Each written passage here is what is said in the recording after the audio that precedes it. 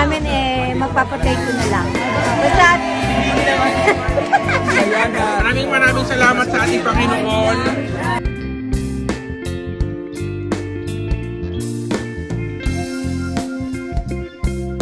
Nanay ni Fiang may mensahe kay Sean Kelly Panganiban.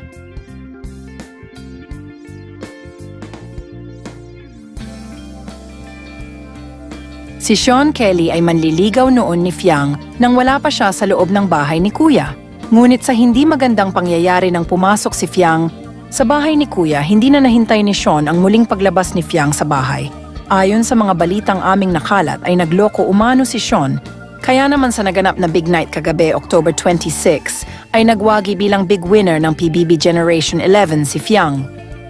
Nagbigay naman ng mensahe ang ex-boyfriend nitong si Sean sa pagkapanalo ni Fiang.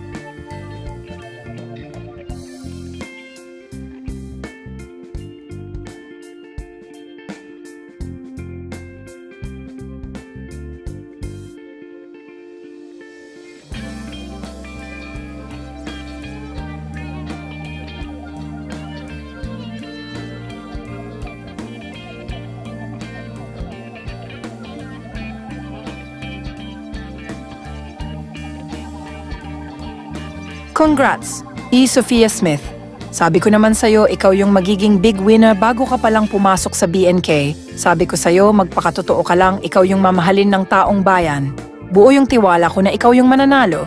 Tandaan mo na minahal kita kung anong ugali at pagkatao meron ka. Muli, congrats!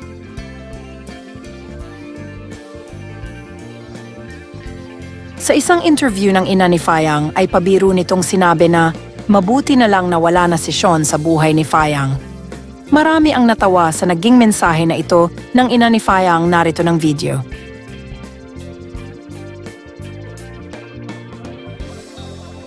namin magpapatay ko na lang. Basta... Maraming salamat sa ating Panginoon. Kayo na magsabi.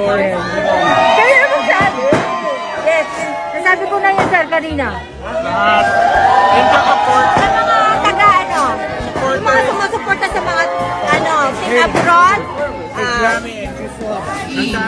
Basta hindi ko na kayo maiisa-isahin na mga team sa lahat na sumuporta sa anak ko. Thank you so much. We love you guys. Napakalaking utang na loob namin sa inyo. At saka sa inyo, Sir Malik, sa lahat ng Team Malik. Putin, God did, diba?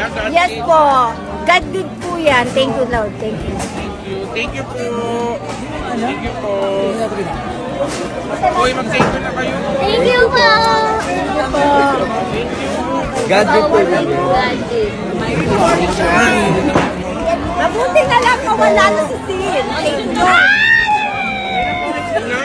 Si Sin, thank you na lang. Thank you, Sin, sa... Mabuti na lang ikaw ang gumawa ng...